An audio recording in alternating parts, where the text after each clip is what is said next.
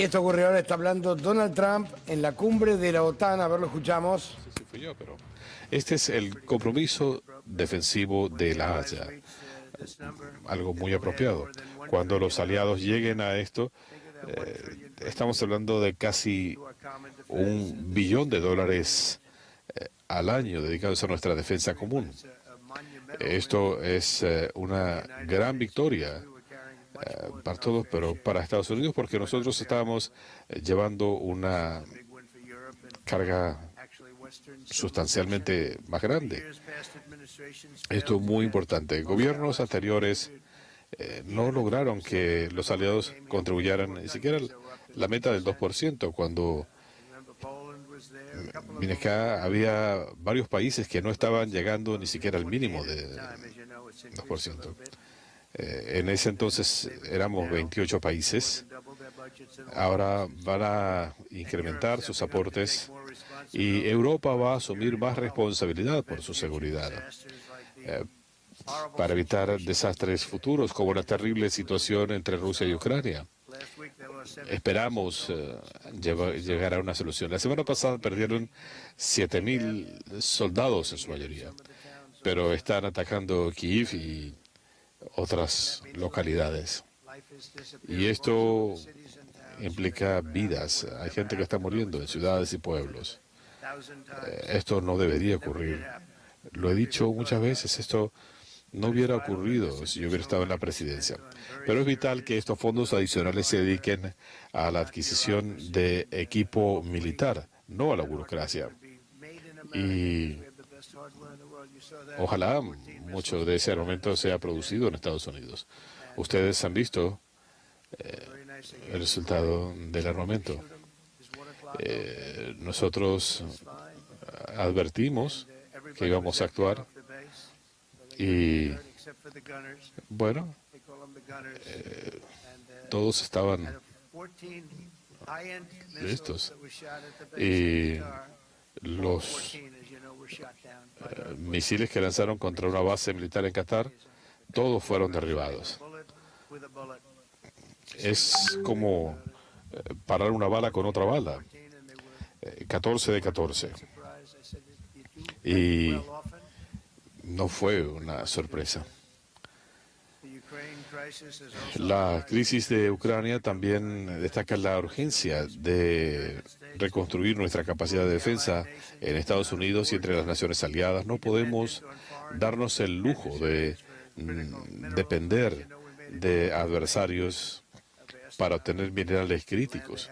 Como saben, llegamos a un acuerdo con Ucrania para obtener una buena parte de los minerales que necesitamos. Quiero agradecer a la población de Holanda, un lugar maravilloso, a los aliados de la OTAN por esta excepcional cumbre que hemos tenido.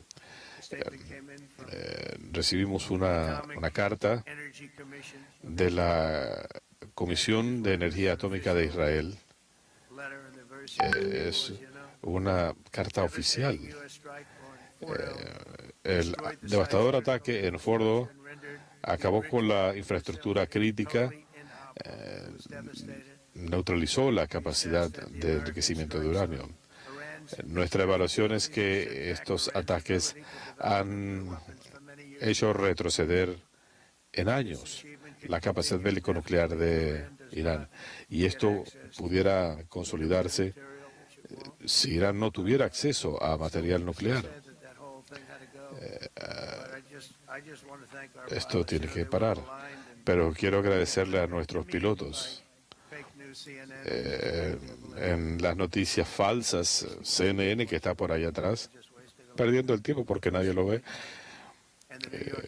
perdiendo nuestro tiempo. El New York Times publicó una historia diciendo, bueno, sí, quizá los golpearon, pero no fue tan grave. Bueno, fue suficiente para ponerle fin a la guerra. Alguien decía que esto fue tan devastador.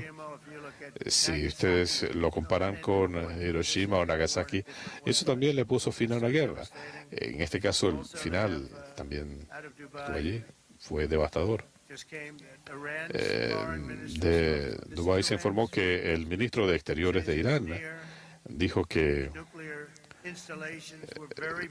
Sus instalaciones nucleares sufrieron daños severos por el ataque estadounidense. Lo que me molesta de estos reportes falsos de el New York Times,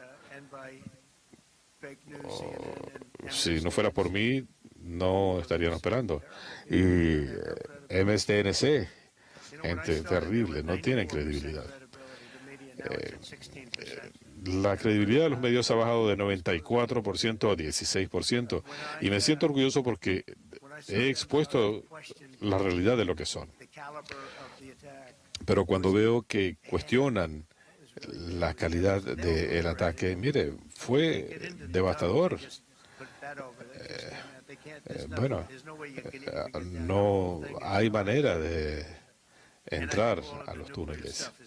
Y creo que el material nuclear estaba allí porque es difícil retirarlo. Y actuamos muy rápidamente. Cuando anticiparon que estábamos en camino, movilizar este material es sumamente peligroso y difícil. Mucha gente que estaba allí no se imaginaba lo que iba a pasar. Utilizamos nuestras bombas, las Bunker Buster. Y no podemos olvidar nuestros submarinos. Tenemos allí un submarino desde donde se lanzaron 30 cohetes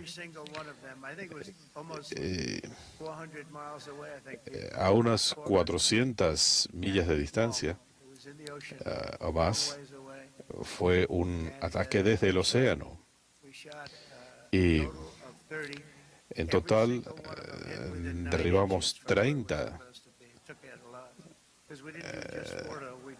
Pero atacamos no solamente en Fordo. Otras dos instalaciones también fueron atacadas desde un submarino a cientos de millas de distancia. Es un equipo excepcional. En cuanto a tecnología de submarinos, el país más cercano está a la saga por 20 años. Así que recibimos esta comisión de la Comisión de Energía Atómica. Tenemos informes de distintas fuentes, pero este que recibimos hace poco fue de la Comisión de Energía Atómica de Israel. Pero varias entidades han ido al lugar y han visto que las instalaciones han quedado demolidas.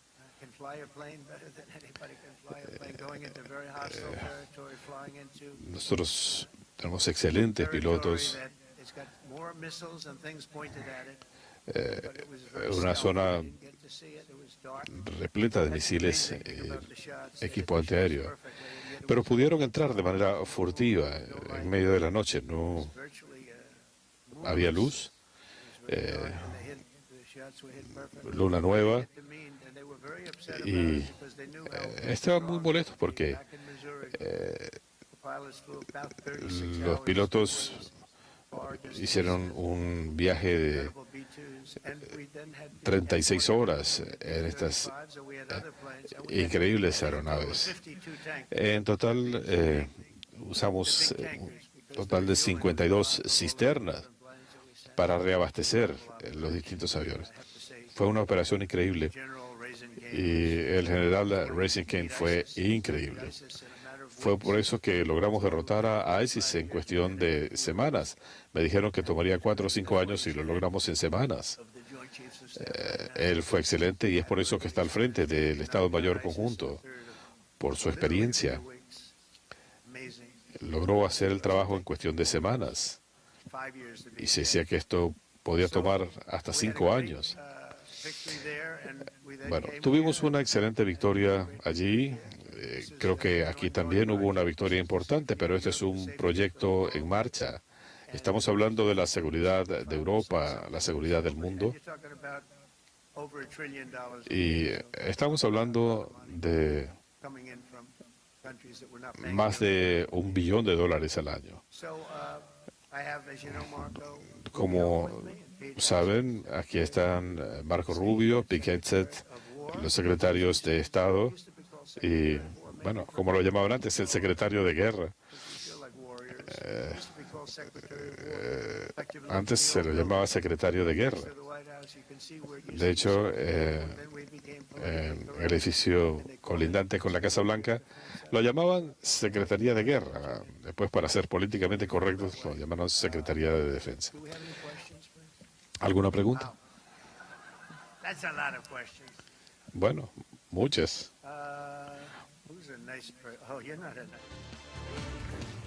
Bueno, estamos escuchando a Donald Trump, que para variar, igual que Milley, criticó a la CNN y al New York Times, ¿no? Para variar. Y intentaba justificar lo que es injustificable, porque realmente nada hacía prever que Estados Unidos iba a atacar centros nucleares de Irán, ¿no? Sí, está muy indignado Donald Trump, Gallego, más que nada porque los distintos medios de comunicación estuvieron informando en las últimas horas que había fuentes de inteligencia del Pentágono que estaban diciendo que no era cierto que se había provocado una destrucción masiva en la base nuclear de Fordow, la que está metida dentro de la montaña, ¿no? Y esto generó la indignación de Donald Trump, por eso sale tan fuertemente a criticar a los medios diciendo que están publicando falsedades y que pierden, en eso es bastante parecido al discurso de Milley, ¿no? Que han perdido credibilidad y demás.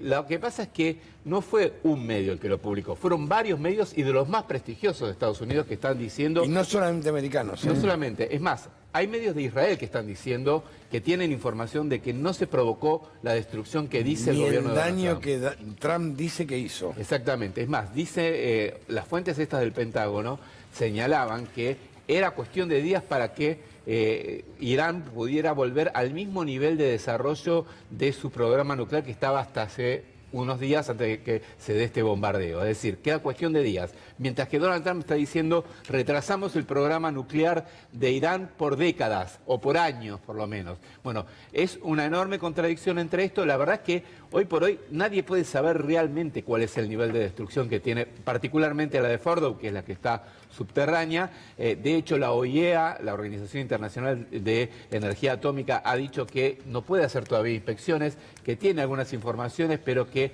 no puede aseverar absolutamente nada y que va a llevar tiempo hacer el diagnóstico real de cuál es el grado de destrucción. En paralelo, Irán diciendo, nosotros vamos a retomar el plan nuclear, e Israel diciéndoles, si ustedes retoman el plan nuclear, nosotros volvemos a los ataques, ¿no? Claro, ahí te pregunto, Gaby, porque en esta cumbre de La Haya, en la que está Donald Trump, le hicieron, entiendo, muy cortita porque si no él se aburría, duró 2 horas y media, digo, si no se iba, una cosa bastante particular, ya que hablábamos de Javier Milei, digo. No queda claro qué es lo que efectivamente termina sacándose como saldo. Hay algunos que te dicen, bueno, hay países que no fueron, Japón, Corea, Australia, y otros te dicen, bueno, pero consiguió que finalmente los miembros de la OTAN piensen por lo menos en llegar al 5% del PBI en su gasto en defensa, que era una exigencia que Estados Unidos estaba imponiendo. ¿Qué se puede decir después de que, ha hablado Donald Trump de la posición de Trump en la cumbre y después de, por supuesto, lo de Medio Oriente, ¿no? Bueno, vos diste la tecla con el tema, ¿cuál era la principal demanda que tenía Donald Trump? Que era algo que ya había militado, si se quiere, en su primer gobierno. El tema de que todos en la OTAN tengan como mínimo una inyección de dinero que equivalga al 5% de su PBI, que determina el 5% de su PBI a cuestiones de defensa, y eso, obviamente, así es fortalecer la red de autoprotección de los miembros de la OTAN. No había logrado, hay países que están muy por debajo de ese número, hay otros que están un poco más cerca, Estados Unidos está arriba, y entonces amenazaba a Donald Trump, nos vamos de la OTAN y los dejamos ustedes solos. Claro. Y bueno, finalmente logró lo que él quería, 5% de acá al 2035 van a invertir, 3,5% en lo que tiene que ver con tropas, armas y demás, 1,5% vinculado a ciberseguridad, mecanismos de defensa y todo eso. Es un enorme triunfo para Donald Trump porque él solo se plantó frente al resto de los 31 países diciéndole, estas tienen que ser las reglas del juego, son las que yo quiero, porque si no, yo me voy. Y como Europa, particularmente, es parte central del número de países dentro de la OTAN, está muy preocupado por el tema Rusia. Claro. Y necesita esa seguridad de que Estados Unidos forme parte de eso porque, ¿qué dice la OTAN? El artículo 5 de conformación de la OTAN es que cualquier Estado que sea agredido, los demás países tienen que salir en respaldo. Bueno, entonces ahora Europa, que está muy preocupada por lo que está pasando con Rusia y demás, dice, bueno, de esta manera nos garantizamos que vamos a estar todos en la misma base. Pero es un éxito muy fuerte Bueno, de pero Donald Trump. el tema del financiamiento de la OTAN viene hace larga data, Años. la pelea por la financiación, ¿no? Porque Europa dice todo que sí, pero después a la hora de poner lo pone. No. Sí, sí hay una discusión ahí. 62% España. entiendo, ¿no? Que es lo que aporta Que- Estados Unidos. Claro, que es la mayoría, Sí. la mayor parte. Ahora el resto tiene que empezar a aportar. El tema es que tengamos en cuenta esto. Hoy por hoy los escenarios han cambiado, la OTAN ha ido sumando miembros y hay miembros que se sumaron últimamente que les cuesta llegar a ese número. Y bueno. Porque aparte vos, para llegar al 5% del PBI destinado a defensa, tenés que recortar en gastos sociales, en salud, en educación o subir impuestos. Claro. Es la otra opción. Y la verdad es que esto es muy complicado. Muchos gobiernos temen que esto tenga consecuencias internas en sus electorados, porque si suben los impuestos o si destinan dinero de otras áreas sociales a defensa, les va a generar un problema. Si bien la político. situación europea es distinta a la nuestra, ¿ustedes recuerdan cuando Menem quiso entrar a la OTAN? ¿Ustedes se acuerdan? Sí, sí. Y ahora parece que también quieren entrar a la OTAN. ¿Con ¿Para qué? qué quiso Menem entrar a la OTAN? ¿Por qué quiere entrar a la OTAN? Por el alineamiento incondicional con Estados Unidos. Claro, y digamos. ahora estamos en el mismo alineamiento condicional y también queremos entrar a la OTAN. Nada más que podemos ir con 3 gomitas y 6 cebitas. Claro, a un la poco de OTAN. chupamedias, ¿no? Y Básicamente. bueno, Sí, sí, un día y- encontré y- una tortuga de un embajador argentino y dijeron relaciones carnales también, ¿no? O sea, Sí. todo es posible. Y para pacificar con los habitantes de Malvinas mandamos el osito Winnie Pooh. Entonces acá la Argentina tiene una manera muy particular. Y sí, Guido Vitela se llama el canciller. Muy particular y aparece jactado de haberlo enviado. Lo que yo digo es, me parece que hay un punto que la OTAN se va a ver muy complicada si la guerra Rusia-Ucrania se prolonga. Y hay un momento que van a tener que ver la forma de financiarla, porque sin Trump quedan desfinanciados. Totalmente, totalmente. Y ahí hay un tema que vos diste en el clavo también, que es el tema Ucrania. ¿Qué va a pasar con Ucrania? Claro. Claramente ya le cerraron la puerta a Zelensky, pese a que estuvo ahí hablando con uno, Pero viste con que en el otro, ¿no? comunicado está al final de todo, es un parrafito, es muy llamativo Sí. el modo, digo, porque era un tema absolutamente central. Y lo dejan en el En el anteúltimo párrafo. Totalmente, una ¿no? mención Está a la totalmente pasada. segregado y obviamente esto tiene que ver con el posicionamiento que está teniendo Donald Trump en esto, que dijo, de ninguna manera lo quiero a Zelensky, lo quiero a Ucrania dentro de la OTAN.